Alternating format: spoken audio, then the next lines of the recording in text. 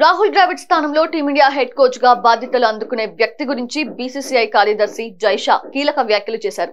BCCI offer చేస్తున్న coach పదవిని చేపట్టడానికి విదేశీ మాజీ క్రికెటర్స్ ఆసక్తి చూపించట్లేదని గత కొన్ని రోజులుగా వార్తలు చక్కర్లు కొడుతున్న నేపథ్యంలో జైషా వివరణ ఇచ్చాడు.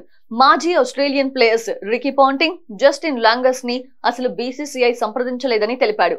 భారత జట్టుకి ప్రధాన కోచ్ గా బాధ్యతలు అందుకున్న తర్వాత కుటుంబంతో ఎక్కువ సమయాన్ని గడపలేనేమోననే ఆలోచనతో తిరస్కరించానని పాంటింగ్ చెప్పాడు.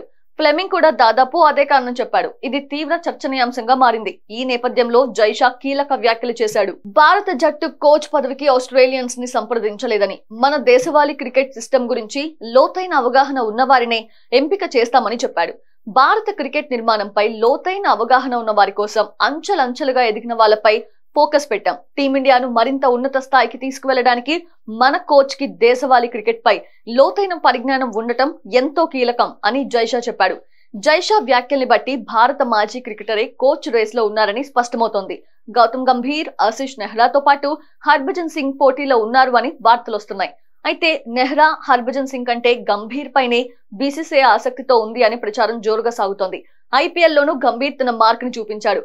కోల్కతా నైట్ రైడర్స్ ని ఫైనల్ కు చేర్చాడు. గంభీర్ రాకతో కేకేఆర్ జట్టులో దూకుడు పెరిగింది. టైటిల్ కి అడుగు దూరంలోనే నిలిచింది. ఈ నేపథ్యంలో టీమిండియా కొత్త కోచ్ గా గౌతమ్ గంభీర్ ఎంపిక అవుతాడు అని జైషా కూడా పరోక్షంగా హింట్ ఇచ్చినట్లుగా తెలుస్తోంది.